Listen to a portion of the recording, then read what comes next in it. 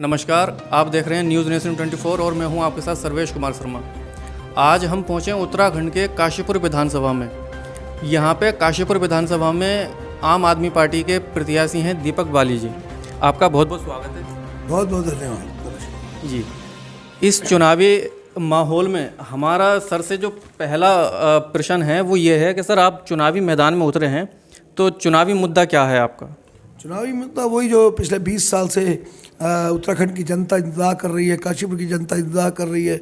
बिजली, पानी, सड़क, शिक्षा, स्वास्थ्य और रोजगार, वही हमारे मुद्दे हैं। उन्हीं मुद्दों पर हमने चुनाव लड़ा है और इन्हीं से जनता को निजात दिलानी है।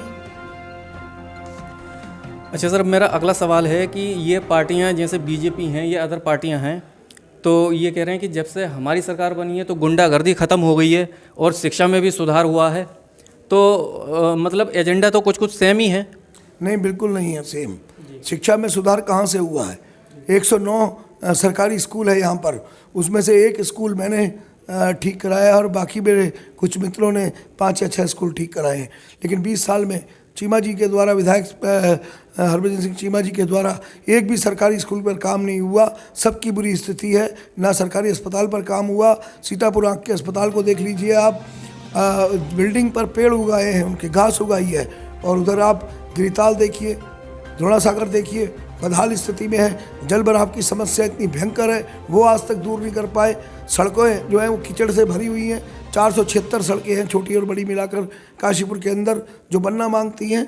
तो क्या है कि उनके लिए मुद्दा सेम है। उनके लिए जो 20 साल से मुद्दे हैं वही मुद्दे हैं उनके लिए।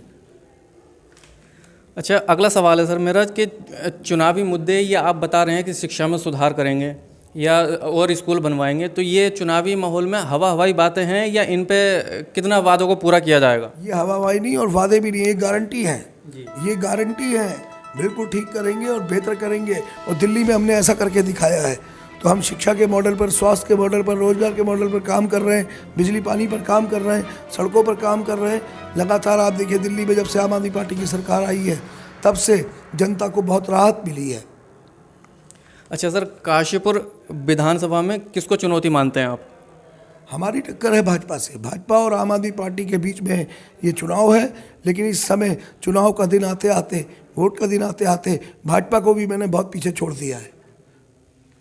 अच्छा सर, अगला सवाल है मेरा, अगर आपकी सरकार बनती है तो पहली प्राथमिकता जो होगी आपकी क्या होगी?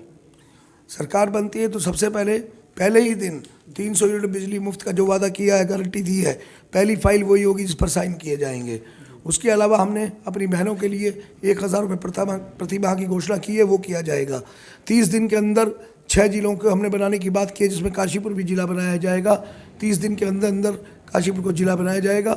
उसके अलावा हम लोग स्वास्थ्य पर, सड़कों पर, पानी पर, सभी चीज़ों, रोजगार पर, सभी चीज़ों पर काम करेंगे। सरकार बनने के बाद तुरंत बहुत तेज़ी से इन सब दिक्कतों को, समस्याओं को दूर किया जाएगा।